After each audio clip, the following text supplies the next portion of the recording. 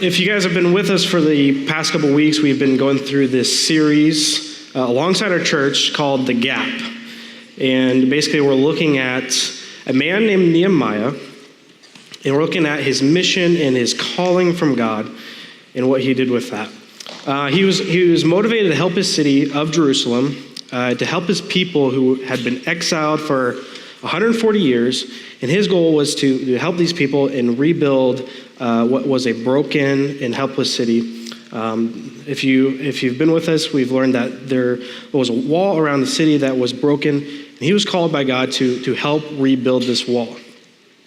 And so that's kind of what Nehemiah's calling and mission was. And 2 weeks ago, Parker talked about healthy heartbreak and how Nehemiah's heart broke for his people. And with that heartbreak, it created action for him to do something. And he talked about how we see and we have heartbreak in this world too, and we feel that we need to act on that. Last week, Josh talked about what he called the bold ask. And basically, Nehemiah, he influenced his peers around him on what his mission was and what he was doing. He influenced them so that he could eventually boldly ask them to join him on mission. And similar to how we need to influence people around us so we can bring them along the ride with us too. And remember, there's kind of this overarching theme here in Nehemiah, and it's basically, it's that everyone has a mission from God. Each one of us has a mission from God, and it matters to the people around us. And so tonight, I'm asking the question, what are your plans with God's mission on your life? What's your game plan? What's your goal with what God has put before you? So before I dive in, can you pray with me? Dear Heavenly Father, Lord, I want to thank you for tonight. I want to thank you for these students that came here tonight to learn more about you, Lord, and grow in you, Lord. I want to thank you for all the volunteers we have who take time to come on Wednesday nights to pour into these students' lives, Lord. And I pray that these students can retain anything that's said here, Lord. And I pray that they can grow closer to you tonight, Lord. And Lord, I pray that they can grow closer to their adult leaders and their peers with what I have to say tonight, Lord. In your name I pray, amen. So tonight, again, I'm asking the question, what is your plan with God's mission on your life? What's your plan? And the first step is understanding what problems that you need to solve and that stand in your way of acting on God's mission. What problems do you need to solve so that you can act on God's mission? And ultimately, if you call yourself a Christian, we have kind of the same overarching mission from God. And we find that in Matthew 28, and it basically says, go make disciples of all nations, baptizing them. So we all have kind of the overarching same mission, and we kind of have the overarching same problem too, and that meaning that there are hurting people and we want them to know the gospel. So the problem is that people don't know the gospel. But I truly do believe that we each have individual missions and individual problems as well. So take the Eagles, for instance. They have a problem this next week. His name's Tom Brady, right? Yeah. So the Eagles have this problem. His name's Tom Brady, and they have to act on that problem. They're not just going to lay over for him. And so the coaches spend these last 2 weeks of scheming and planning to defeat Tom Brady to eventually achieve their mission, to achieve their goal, which is winning a Super Bowl, right? And so we have these problems in our lives that keep us from acting on God's mission. Nehemiah's problem was that he saw a city that laid in ruins. He saw a city with broken walls. And he saw people hurting by that because they were unprotected. Chapter 2, verse 17, he said, "Then I said to them, you see the trouble we're in. Jerusalem lies in ruins, and its gates have been burned with fire. Come, let us rebuild the wall of Jerusalem, and we'll no longer live in disgrace." So we each have these individual problems that restrict us from following God's calling and God's mission. And so back in back in high school around my junior year, kind of when I decided to really take my faith seriously and decide to really follow Jesus and grow in my faith. I quickly noticed problems that stood before me. I quickly noticed the problems around me. And my problem was that once I decided to follow Jesus, that I was living kind of a double life. I was someone else at school, with my friends, on my football team. I was someone else than who I said I was at church. I came to church and said I was someone different. But then I was with my friends. I was living a double life. And that was a problem. And the problem is really the people who I surrounded myself with. I surrounded myself with people who led me down not a road that led to Jesus. It was a dark and narrow road. And I noticed that if I kept hanging with these friends, that one, I wouldn't grow closer to Jesus, but two, my life would probably fall off. And so, what are the problems that you face that are keeping you from acting on God's call in your life? What problems are they?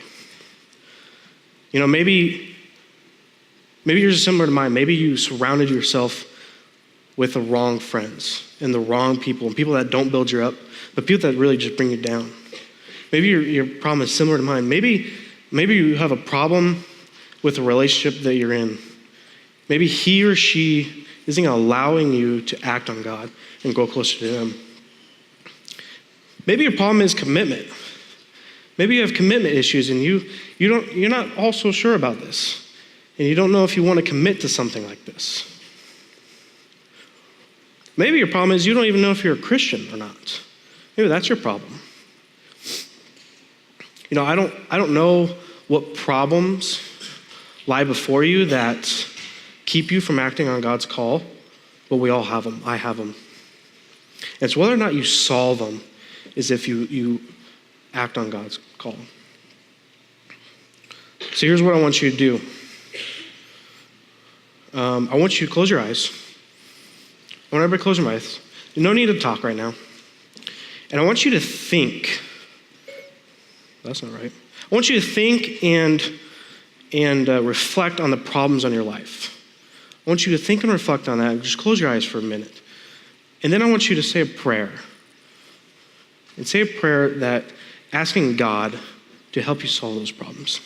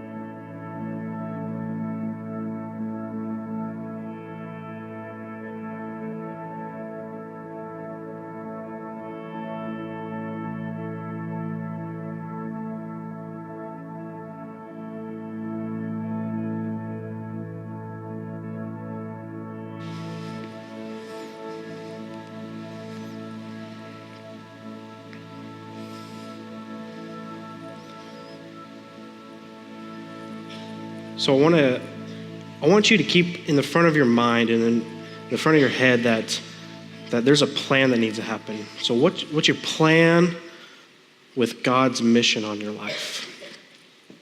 And so we looked at the first step was identifying problems. Identify the problem that stands in your way. And so now we're going to look at who are the people you need to bring along with on your mission? Who are the people that you need to include in your life? Who are the people that you need to surround yourself with? And also, who are the people that you need to leave behind? Scott put it like this on Sunday, and I really like this. He said, if you want to go fast, go by yourself. If you want to go far, take people along with you. But I can tell you, I've tried to go fast before. It doesn't work. I've tried to go fast. And if you want to go far, take people along beside you. Nehemiah, he knew that if he was going to listen to God's call, if he was going to listen to God's mission for him, and if he was going to do this great thing by rebuilding this city and rebuilding the walls around it, that he had to include other people around him. He had to bring people along with him. I don't know about you, but you can't build a wall by yourself. So look at chapter 2, verse 12. It says, I set out during the night with a few others. With a few others. I had not told anyone what my God put in my life or in my heart to do for Jerusalem. There were no mounts with me except the one while I was riding on. So Nehemiah knew that he needed to involve others that had the same passion. He needed to surround himself and involve people who had the same passion same passion for what he wanted to achieve. And that was to rebuild the walls. He needed the same people with same mission and the same passion to accomplish what he was called to do. So back to my story a little bit. Once I noticed the problems, which were the people I surrounded myself with, and that I was living a double life, once I recognized that, I had to act on it. And essentially, I felt God's calling for me to leave this group of friends in my life, to step away from them. To step away from this group of friends that I wasn't benefiting from, and that were really just tearing me down as well. And so that's what I did. I stepped away, and for a while, it was about a week or 2 weeks, I felt very lonely, and I felt alone, and I really questioned and doubted God, because I felt God, that's what he wanted me to do, but after that, I was alone. I felt alone, and I was really wondering why. Like, God, why did you want me to do this? And I really doubted it. And so eventually, after about 2 weeks, I had enough with it, and I decided to really go kind of just back within that friend circle.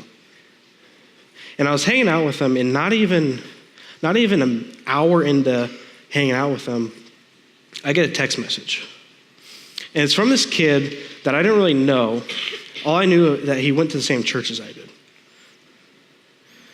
And I knew his family a little bit. I knew that he went to church and was part of our youth group, but I never really hung out with him. And so he just texted me. He's like, hey, you want to go hang out? Want to go Frisbee golf? And, I said, you know what, yeah. And so God gave me a relationship within the church.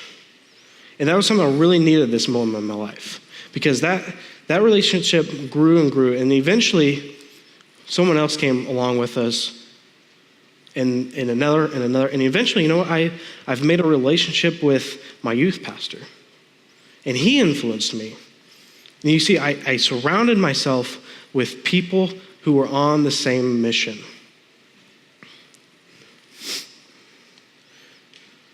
Matthew 18:20 says, for where there are 2 or 3 gathered in my name, there I am among them.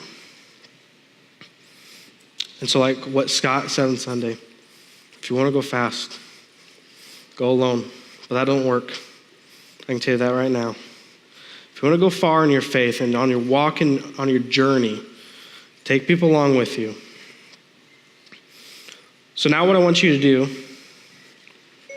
I want you to talk with the people around you and tell them the people in your life who have influenced you. Tell them the people, your friends who have good, positive influence in you. But then also talk to them about the people who you feel you need to leave behind because they're tearing you down. Just very quietly. You don't need to talk very loud. Just quickly talk with the people around you.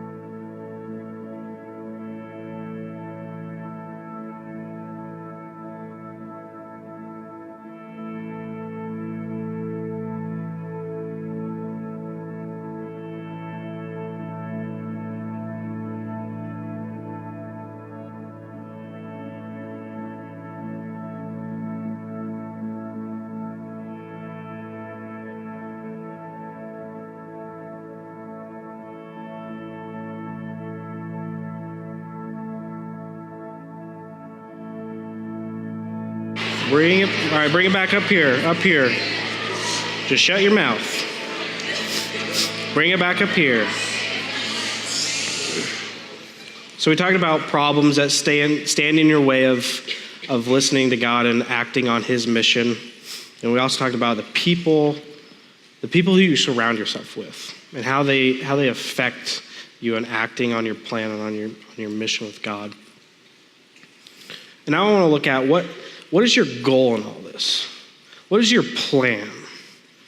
What is the plan? What is your plan on God's mission that he has given you?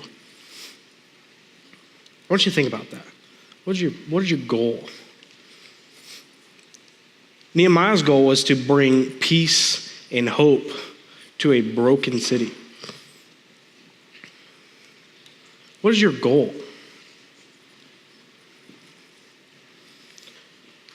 You know, as I started building more and more relationships within the church and with people who had a positive influence in my life, I eventually felt God calling me into vocational ministry, which is what I went to school for. And so my goal was to go to Bible college and to get a degree to become a minister and work and serve within the local church. But you know what? It's not like this road was perfect by any means. And so I want you to think to yourself, what is the one thing that you need to surrender over to God tonight? What is that one thing?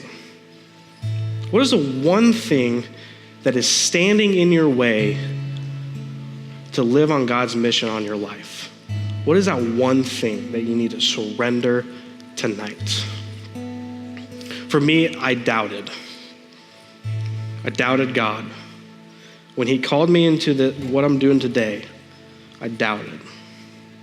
And that's something I had to ask God to just completely surrender over to him. So what is the one thing tonight you need to surrender to God so that you can live on mission with him?